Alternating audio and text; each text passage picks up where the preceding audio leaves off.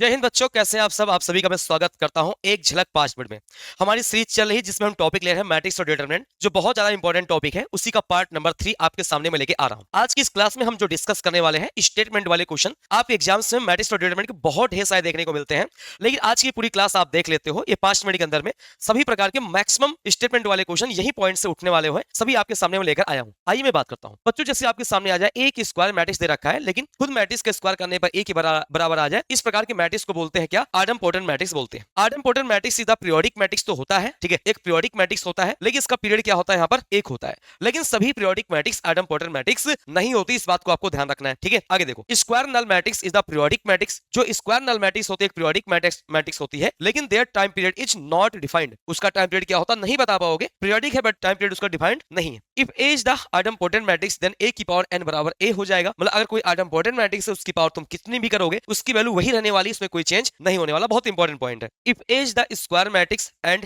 ए square बराबर आई, किसी भी मैट्रिक्स का खुद से स्क्वायर करने पर आई बराबर हो जाता है, तो मैट्रिक्स ए को क्या बोलेंगे? इनवॉल्यूटरी मैट्रिक्स बोलेंगे, ठीक है ना। Any square matrix is skew symmetric matrix. अगर कोई मैट्रिक्स स्क्यूसेमेट्रिक मैट्रिक्स हो रही मेरे भाई, तो क्या कंडीशन होगी? सबसे पहली बात, element of the principal diagonal must be zero. जो प्रिंसिपल डायगोनल के एलिमेंट्स से सारे के सारे क्या होते हैं? जीरो होने चाहिए। दूसरा काम, कॉन्जुगेट एलिमेंट्स ऑफ द क्या होनी चाहिए? आपस में इक्वल मैग्नीट्यूड और अपोजिट साइन का होना चाहिए। आगे देखो, if A is the symmetric matrix then A transpose is equal to A हो जाएगा। अगर कोई सिमेट्रिक मैट्रिक्स है, उसका ट्रांसपोज लेने पर ए के बराबर हो जाएगा। लेकिन मैं बात करूं स्क्यूसेमेट्रिक मैट्रिक्स को लेकर, उसका ट्रांसपोज माइनस ए के बराबर हो जाएगा। If A is the symmetric matrix of odd order then must be singular matrix that is the determinant की वैल्यू क्या आएगी? जीरो होगी। अगर कोई मैट्रिक्स है स्क्यूसेमेट्रिक, लेकिन उसका करस्पॉन्डिंग डिटरमिनेंट की वैल्यू जीरो तभी आएगी जब ऑड ऑर्डर के होगा, 3x3 हो गया, 5x5 हो गया, इस प्रकार तभी वैल्यू जीरो आएगी। लेकिन इवन ऑर्डर स्क्यूसेमेट्रिक मैट्रिक्स हो जाती है तो नॉन सिंगुलर मैट्रिक्स हो जाएगी, मतलब इसकी डेट की वैल्यू जीरो नहीं होगा। इसको बोल सकते हो जो वैल्यू आएगी दिस इज परफेक्ट स्क्वायर आएगी। डिटरमिनेंट की वैल्यू यहाँ पे जीरो नहीं होती है, परफेक्ट स्क्वायर होती है, लेकिन उसके लिए इवन ऑर्डर स्क्यूसेमेट्रिक मैट्रिक्स होना चाहिए। If any matrix is symmetric and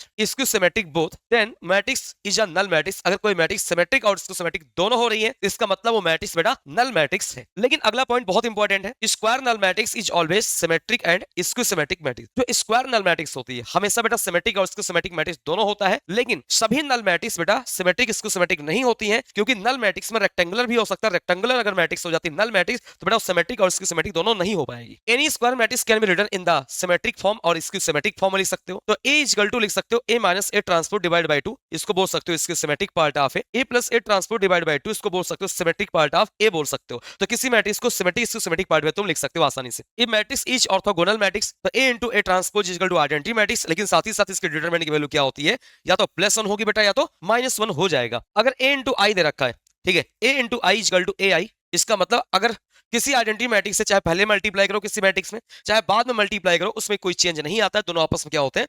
बराबर होता है। लेकिन बहुत इंपॉर्टेंट पॉइंट है, A B not is equal to B A in general. मतलब generally A B B A के बराबर नहीं होता है बेटा इन जनरल केस में, लेकिन कुछ स्पेशल केस में ए बी बी ए बराबर हो सकते हैं।